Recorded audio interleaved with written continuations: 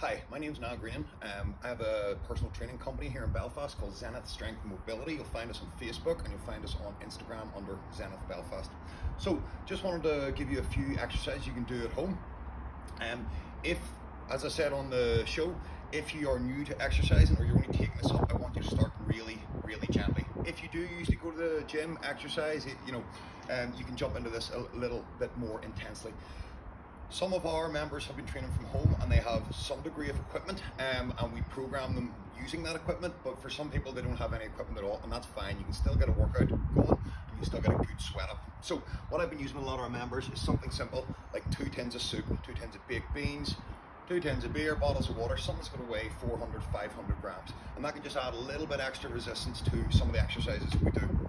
So just going to quickly run through 12 exercises that you can piece together in different ways. Just try and be creative to make a bit of a home workout. Okay, so one we've been favoring a lot to try and get a cardio type effect is like punches.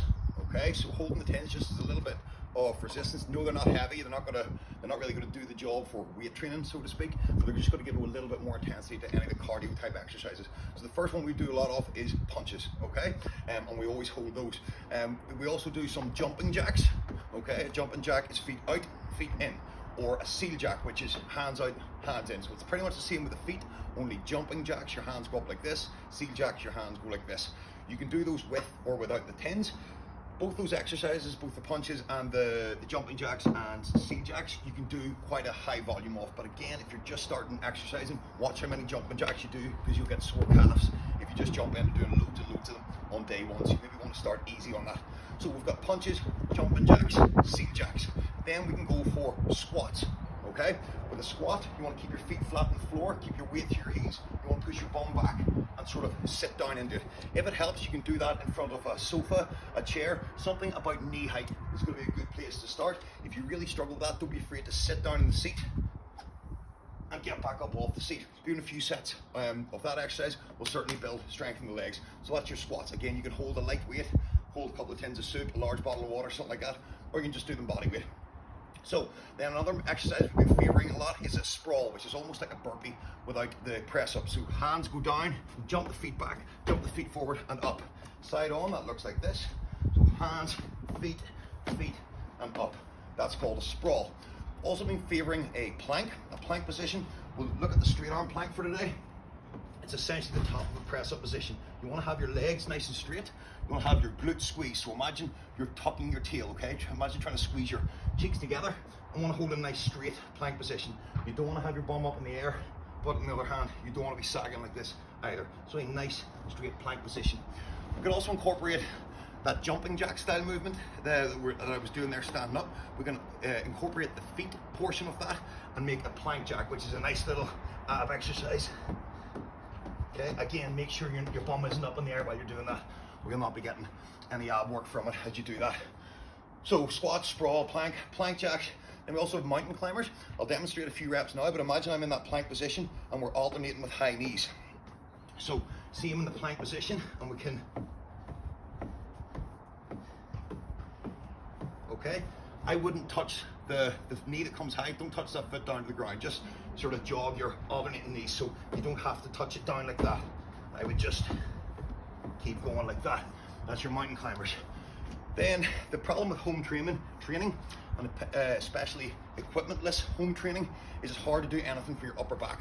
And if you do lots of push-ups and nothing in your upper back, you'll actually cause sort of a postural issue. So one weapon we have against that is a hinged. A hinged is basically a bent forward position. It's a hinged rear delt fly, and we've been adding pauses in. So if you can get your 2 tins of soup, bottles of water, whatever they may be, get into a nice deep hinge position. So to get in this hinge position, think of how far back can you push your bum. Don't think I'll bend forward. Think about really sitting the hips back. Once you're in this hinge position, we're going to bring it up and down again. Now they can be quite easy if you're just holding tins. If you do find that challenging with, like, say, a tin of soup in each hand, you can do about 10 reps of it. If you want to make it more difficult, add in a hold. So from here, nice deep position, up and hold. 5, 4, 3, 2, 1. Bring it back down. You can hold for 2 seconds, 3 seconds, 5 seconds, 10 seconds, doesn't matter. Add a hold that's suitable for you. So, something that would challenge me there would be like, 10 reps of a 5-second hold. So keep going up for 5 seconds, back down, up for 5 seconds, back down. That'll be our rear delt fly for our upper back.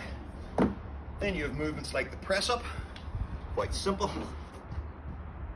If you struggle to do a press up, you can either do it from your knees and lower yourself down like that, or if you're pretty good at them, I suggest you going towards a proper press up, which is you want to be as rigid as you can, lie it right down in the ground, and be as rigid as you can on the way back up until you can have the strength for a full press up. There will be a degree of coming down like this and then like lowering yourself into it. As you peel off, there may be a degree of sort of flex or bend or bow in the body as you peel yourself off the floor, and that's fine. So that's push-ups. Then again, with our tins, we have exercises like a lateral raise. Hold a little softness in the elbow, bring them out to the side. And again, with the likes of tins, because they're not that heavy, you would need to do a fair few reps. So don't be afraid to do 10, 15 or 20 reps. And you also have front raises, okay? Quick little recap through those. You would have the likes of dumbbell punches, jumping jacks. You can do these with or without tins. You have seal jacks. You can do these with or without tins. Then we would have squats. So you can free squat like this, or you can sit to a chair. You would have the plank position. You want to hold that for 10 or 20 or 30 seconds. Then you have plank jacks, jumping the feet out and in. Then we have mountain climbers. If you count the rep every other leg, you can do 10 or 20 or 30 of those. Then you could do your hinged rear delt flies. You bring some pauses in to that. Then you can have your press ups. And then you have lateral raises and front raises. You could do those in circuit fashion. If you did, you start off with 50 punches, 50 jumping jacks, 50 seal jacks. Then you could go 10 body weight sprawl. I forgot to show you sprawls on that one. Remember the sprawl? That little recap. The sprawl is hands down, feet back, feet up. Then you could do 10 reps of everything else. In the comment section, the description section of this YouTube video, I'll list all these exercises. So you can write them out, print them out, and work your way through them. Don't overthink what way to do these. Just pick, even write it out in a sheet, pick an amount of reps for each, work your way down through them, and do 1 round or 2 or 5 rounds. You can add or you can increase difficulty by doing more reps, by adding a little more weight if you have that option, or by doing more rounds, or do them faster and harder. Anyway, don't suffer from paralysis by overanalysis. Write yourself out a little workout using some of those exercises and get going, get doing something. Create that habit of taking action and exercise.